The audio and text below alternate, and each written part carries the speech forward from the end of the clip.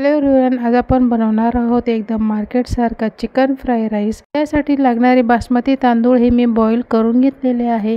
तर चला सुरुवात करूया। कढई गरम झालेली आहे। आता यामध्ये मी 3 ते 4 मोठे चमचे तेल घालून घेणार आहे।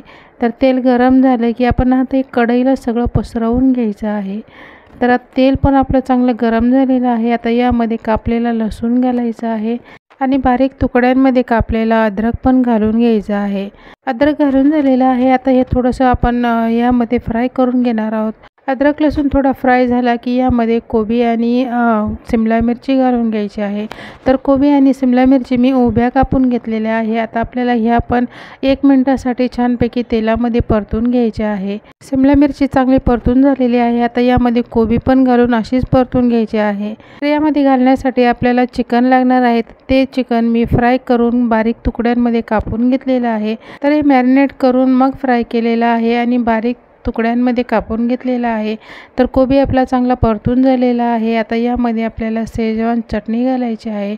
तर मी 1 चमचा चटणी घातलेली आहे। आता आपण ही मिक्स करून घेऊया। मिक्स करून झाल्यानंतर आता आपल्याला ही अर्धा मिनिटासाठी चांगली परतून घ्यायची आहे। आता यामध्ये आपल्याला चिकन घालून घ्यायचं आहे।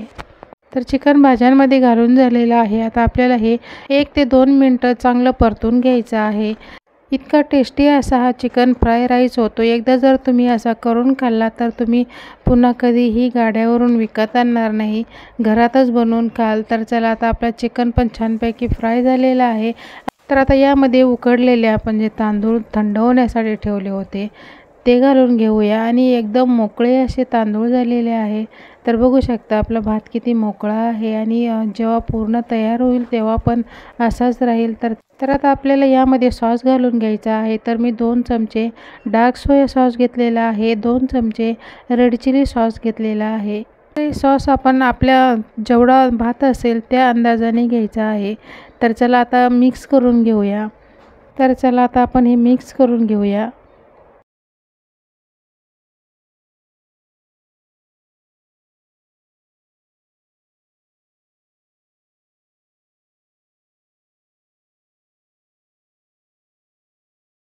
तर आपला भात सगळा मिक्स करून झालेला आहे। आता यामध्ये आपल्याला थोडंसं तिखट होण्यासाठी मिरची पावडर घालायची आहे। तर तुम्ही तुमच्या अंदाजाने मिरची पावडर घालायची आहे। तर मी 1 चमचा घातलेली आहे। तर आता मिरची पावडर घातल्यावर मिक्स करून घेऊया। मिक्स करून झाल्यावर आपल्याला इथे चवीनुसार मीठ घालायचं आहे। मीठ जरा बेताने घालायचं आहे, म्हणजे आपण भात शिजवताना पण मीठ घालतो। तर एकदम भाज्यांपुरतंच मीठ घालायचं आहे। तर मी पाव चमचा मीठ घातलेला आहे, पाव चमचा अजिनोमोटो घालून मिक्स करून घ्यायचं आहे। अजिनोमोटो घातल्यामुळे राईसला खूपच चांगली टेस्ट येते। जर तुम्हाला नसेल घालायचं, नाही घातलं तरी काही हरकत नाही। तर चला आता हे छानपैकी व्यवस्थित मिक्स करून घेऊया। तर बघू शकता कलर पण एकदम चांगला आलेला आहे आणि इतका टेस्टी हा राईस झालेला। तर नक्की एकदा करून बघा, तुम्हाला नक्की आवडेल। तर आपला राईस इथे तयार झालेला आहे। आता यामध्ये आपल्याला कांद्याची पात घालायची आहे। तर आता मी थोडीशी कांद्याची पात बारीक कापून घेतलेली आहे, ती घालून मिक्स करून घेऊया। तर कांद्याची पात घालून झालेली आहे। आता आपला राईस हा पूर्णपणे खाण्यासाठी तयार आहे। आता जर तुम्हाला कोथिंबीर आवडत असेल तर कोथिंबीर घातली तरी काही हरकत नाही। तर चला प्लेटमध्ये काढून घेऊया। तर आजची रेसिपी कशी वाटली ते कॉमेंटमध्ये नक्की सांगा।